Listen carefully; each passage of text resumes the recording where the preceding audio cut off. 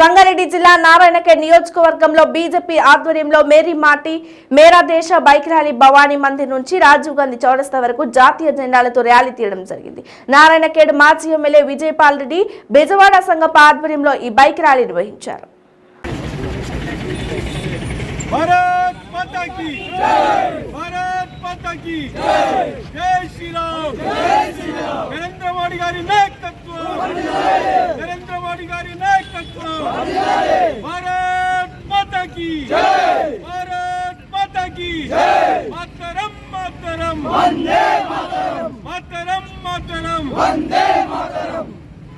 नरेंद्र मोदी नायकत्व, नरेंद्र मोदी नायकत्व, भारत माता की जय. నాకు ఫోటో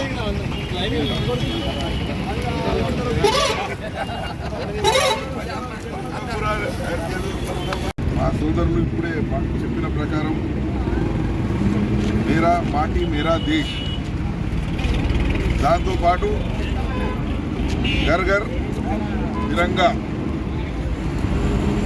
దాంతోపాటు ఈనాడు 13వ తారీఖు నాడు ఏదైతే బైక్ ర్యాలీ మనం నిర్వహించినమో జెండాల మన జాతీయ జెండాతోని ఈ 3 కార్యక్రమాల యొక్క చాలా విశేషమైన అర్థం ఉన్నది. మనమందరం ఈనాడు సమూహమైన ముఖ్య కారణం ఏమిటంటే మన దేశం 1947లో స్వాతంత్రం పొందింది. ఇందులో చాలామంది మనం పుట్టలేదు.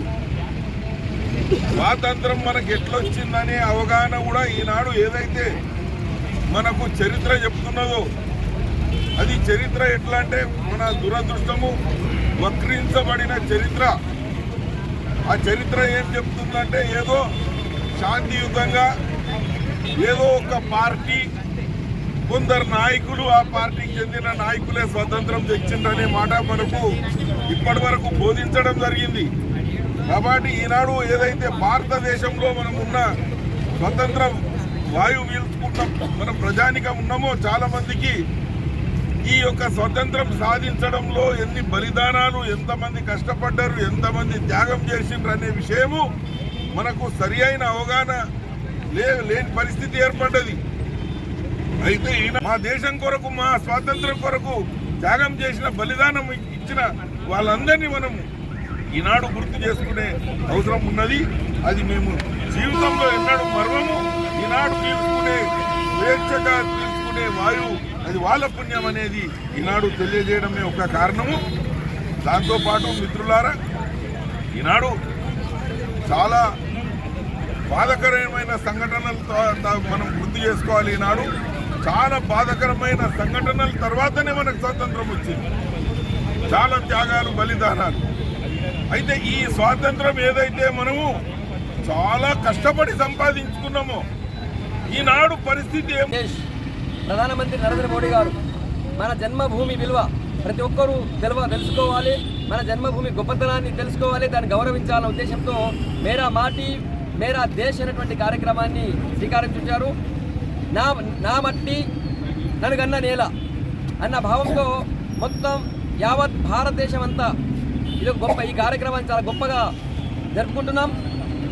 ఈ భూమి కోసం, ఈ మట్టి కోసం వేలాది మంది వీరులు ఆత్మార్పణ చేశారు, శత్రు మూకల చేతిలో బలిదానమయ్యారు. కానీ ఈ మట్టికి ఎట్లాంటి నష్టం వాటిల్లకుండా వాళ్ళు పోరాటం చేశారు. సో ఈ భూమిని కాపాడినటువంటి, ఈ భరతమాతను కాపాడినటువంటి, ఈ మట్టిని కాపాడినటువంటి ప్రతి వీరుడికి ఈ సందర్భంగా నివాళులర్పిస్తూ వారిని స్మరించుకుంటూ, అదేవిధంగా హర్ హర్ ఘర్ తిరంగా కార్యక్రమాన్ని కూడా నిర్వహించుకోవడం జరుగుతుంది.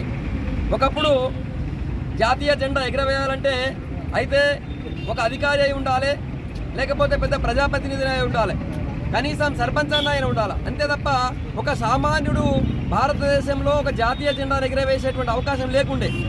కానీ భరతమాత ముద్దుబిడ్డగా ఉన్నటువంటి శ్రీ నరేంద్ర మోడీ గారు ఈ జాతీయ జెండాను ఎగరవేసేటువంటి హక్కు ప్రతి ఒక్కరికి ఉంది, ఈ జాతీయ జెండాను గౌరవించుకునేటువంటి హక్కు ప్రతి ఒక్కరికి ఉందని చెప్పి ప్రతి ఒక్కరు కూడా తమ ఇంటి మీద జాతీయ జెండాను ఎగరవేయాలని చెప్పి 13, 14, 15 తేదీలో జాతీయ జెండా ఎగరవేయాలని చెప్పి ఆయన గుర్తించారు.